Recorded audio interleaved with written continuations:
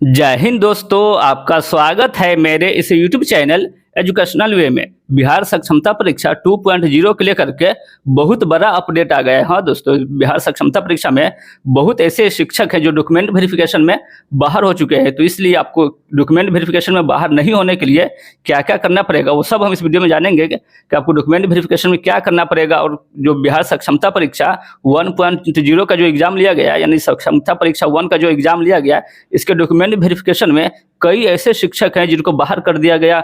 उनका जो अभी तक उनको जो सैलरी मिल रहा था, जो वेतन उनको अभी तक दिया गया था, वो सब उनसे वेतन वापस ले लिया जाएगा और उस पर कानूनी कार्रवाई भी किया जाएगा। तो चलिए अब जानते क्या है कि ये मामला क्या है, इस पर क्या अपडेट आया है, वो सब हम इस वीडियो में जानने वाले हैं। साथ में बिहार सक्षमता परीक्षा 2.0 के आंसर की के बारे में भी जानेंगे कि इसका आंसर की कब जारी किया जाएगा, इसका रिजल्ट कब आएगा, वो सब हम इस वीडियो में जानने वाले हैं। इसलिए ये वीडियो आपके लिए काफ़ी इम्पोर्टेंट होने वाला है।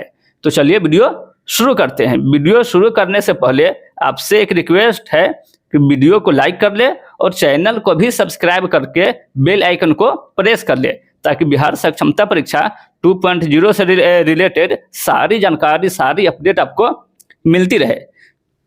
तो चलिए वीडियो में आगे बढ़। देखिए दोस्तों, अगर हम बिहार सक्षमता परीक्षा के बारे में थोड़ा सा जान लेते हैं कि ये क्या है, आपको सक्षमता परीक्षा पास करने के बाद आपको क्या क्या बेनिफिट मिलेगा।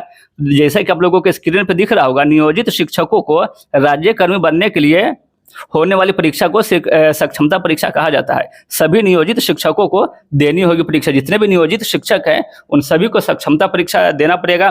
परीक्षा पास करने के लिए शिक्षकों को लगातार मिलेंगे 3 अटेम्प्ट। अगर आप सक्षमता परीक्षा 3 को आपको चांस मिलेगा। अगर आप सक्षमता परीक्षा 1 में क्वालिफाई करते नहीं कर पाते हैं तो आपको सेकेंड चांस दिया जाएगा। सक्षमता परीक्षा 2 के लिए आपको पास करना पड़ेगा। अगर 2 नहीं पास करते हैं तो सक्षमता परीक्षा 3 के लिए आपको मौका दिया जाएगा। और अगर आप सक्षमता परीक्षा 3 पास कर जाते हैं तब आपको राज्य कर्मी का दर्जा दे दिया जाएगा। और अगर आप तीनों अटेम्प्ट में फेल हो जाते हैं तो फिर आपको नियोजित शिक्षक ही बन करके रहना पड़ेगा।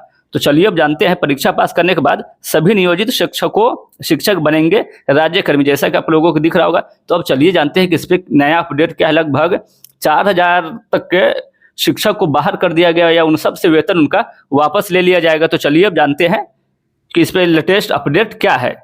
अगर हम राज्य कर्मी शिक्षक की बात करें कि आपको सक्षमता परीक्षा पास करने के बाद किस किस सुविधा आपको दिया जाएगा, किस प्रकार का आपको बेनिफिट मिलेगा, तो देखिए दोस्तों, जैसा कि आपको स्क्रीन पे दिख रहा होगा, राज्य कर्मियों की सुविधा आपको शिक्षकों को एनपीएस यानी राष्ट्रीय पेंशन प्रणाली का लाभ, रिटायरमेंट के वक्त ग्रेजुएटी, ये सभी आपको सक्षमता परीक्षा पास करने के बाद मिलेगा। सभी शिक्षकों को ऐच्छिक स्थानांतरण की सुविधा भी दिया जाएगा। आप अपने हिसाब से, अपने मन के हिसाब से, आप अपने इच्छिक के अनुसार आप अपना पोस्टिंग करवा सकते हैं। स्थानांतरण की सुविधा आपको उपलब्ध करवा दिया जाएगा। गंभीर बीमारी और दुर्घटना होने पर सरकारी आर्थिक सहायता भी दिया जाएगा आपको। अगर आपको सरकारी आर्थिक की जरूरत पड़ती है तो उस समय सरकार आपको आर्थिक मदद भी करेगा। वे शिक्षकों के परिवार को स्वास्थ्य बीमा का लाभ भी मिलेगा। आपके परिवार को भी स्वास्थ्य बीमा का लाभ दिया जाएगा। शिक्षकों की मौत हो जाती है तो उनके परिवार के एक सदस्य को नौकरी भी दिया जाएगा। अगर कोई शिक्षक ऐसे हैं जो राज्यकर्मी का दर्जा उनको दे दिया गया, यानी सक्षमता परीक्षा पास हो चुके हैं, तो अगर उनकी किसी कारणवश डेथ कर जाती है तो उनके परिवार के किसी एक सदस्य को सरकारी जॉब भी दिया जाएगा। तो ये सब बेनिफिट आपको सक्षमता परीक्षा पास करने के बाद राज्यकर्मी बनने के लिए आपको ये सुविधा सब आपको दिया जाएगा। तो अब चलते देखते हैं कि इसका लेटेस्ट अपडेट क्या आया, किस किस टीचर को बाहर किया गया है, उसका डॉक्यूमेंट वेरिफिकेशन में या फॉर्म फिल करते समय या काउंसलिंग के समय किन गलती, कौन सा ऐसा गलती उन लोगों से हो गया है जिनकी वजह से उन सबको बाहर कर दिया गया, उन सब पे कानूनी कार्रवाई भी किया जाएगा। तो चलिए हम आगे बढ़ते हैं। तो जैसा कि आपको स्क्रीन पे दिख रहा होगा, बिहार में 3500 से अधिक शिक्षक ऐसे हैं जो फर्जी हैं, यानी 3500 के करीब से शिक्षक ऐसे हैं जो फर्जी तरीके से एग्जाम क्वालिफाई किए हैं, जॉब लिए हैं। उनका डॉक्यूमेंट वेरिफिकेशन में डॉक्यूमेंट पे कुछ गलती है। तो आइए जानते हैं कि उन्होंने क्या क्या गलती किया है जिनकी वजह से उनको फर्जी करार कर दिया गया है। तो ये सभी नियोजित शिक्षक सक्षमता परीक्षा पास हैं। ये सभी शिक्षक जो हैं 3500 के लगभग, ये सक्षमता परीक्षा पास हुए। ये सभी को सक्षमता परीक्षा का एग्जाम दिए हैं और ये सभी सक्षमता परीक्षा में क्वालिफाई कर चुके वैसे शिक्षक है जो 3500 है। इन सभी को आगे देखते हैं कि क्या कार्रवाई इस पे किया गया है। सर्टिफिकेट जांच के दौरान मैंने आपको फिर से बोल रहा हूँ कि डॉक्यूमेंट वेरिफिकेशन जब किया जाता है उसी समय आपको अपना फुल डॉक्यूमेंट लेकर के, अच्छे डॉक्यूमेंट लेकर के जाना है। तो चलिए जानते हैं कि इस पे क्या क्या डॉक्यूमेंट वेरिफिकेशन के समय क्या क्या इन लोगों का गलती पकड़ाया है। तो सर्टिफिकेट जांच के दौरान इनकी नियुक्ति में हुई गड़बड़ी पकड़ में आई। यानी डॉक्यूमेंट वेरिफिकेशन जब होता है तो वहाँ पे आपको अच्छे से डॉक्यूमेंट वेरिफिकेशन किया जाता है। आपको हर स्पेलिंग मिलाया जाता है, हर आपका कैटेगरी मिलाया जाता है, नेम के स्पेलिंग में, फादर के नेम में स्पेलिंग में, ये सभी आपको अच्छे से वहाँ पर मिलान किया जाता है। इसलिए आप लोग जो फॉर्म अप्लाई करते समय जो डॉक्यूमेंट दिए हैं वही डॉक्यूमेंट लेकर के आपको डॉक्यूमेंट वेरिफिकेशन के समय भी जाना है, काउंसलिंग के समय भी आपको सेम डॉक्यूमेंट लेकर के ही जाना है। तकरीबन 1200 तो ऐसे शिक्षक हैं जिनके अंगूठे का निशान उनके आधार कार्ड से मैच ही नहीं हो रहा है। इसलिए आप लोग, अगर इसमें 1200 शिक्षक हैं जिनको अपना बायोमेट्रिक नहीं लग रहा है, तो अगर आप भी आधार कार्ड अगर आप लोगों का पुराना है तो कृपया करके उसे अपडेट करवा लें, नहीं तो आपको डॉक्यूमेंट वेरिफिकेशन में आप लोगों को भी दिक्कत आ सकती है। इसलिए आप आधार कार्ड को अपडेट करवा लें, अपना फिंगर चेक करवा लें जा करके कि आपका फिंगर डॉक्यूमेंट वेरिफिकेशन से मैच हो रहा है या नहीं हो रहा है। तो चलिए अब आगे देखते हैं। कई फर्जी सी-टेट, बी-टेट, एस-टेट, दिव्यांग जाति सर्टिफिकेट के सहारे पिछले 10 साल से नौकरी कर रहे थे। ये सभी जो टीचर हैं ये 10 साल से लगभग जॉब कर रहे हैं। जब सक्षमता परीक्षा का फॉर्म भरा जा रहा था उस दौरान भी 1200 से अधिक शिक्षक पकड़ में आए थे। यानी जब सक्षमता परीक्षा 1 का जो फॉर्म फिल किया गया था तो उसमें भी फॉर्म फिल करते समय लगभग 1200 से अधिक शिक्षक फॉर्म फिल नहीं कर पाए। तो उसी में उन लोगों का डॉक्यूमेंट पकड़ा गया था, उन सभी को उसी समय बाहर कर दिया गया था। तो चलिए अब देखते हैं कि आगे इन सब पे क्या कार्रवाई किया जाएगा।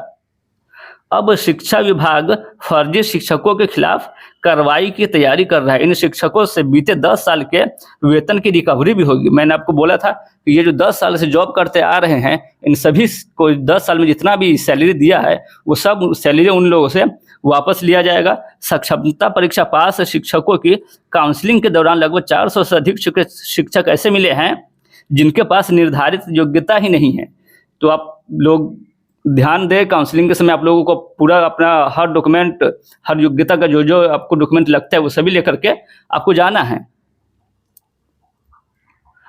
जिनके पास निर्धारित योग्यता नहीं है, बीबीए, बीए फार्मा, सी-टेट में 60% से कम अंक वाले भी शिक्षक बन गए हैं।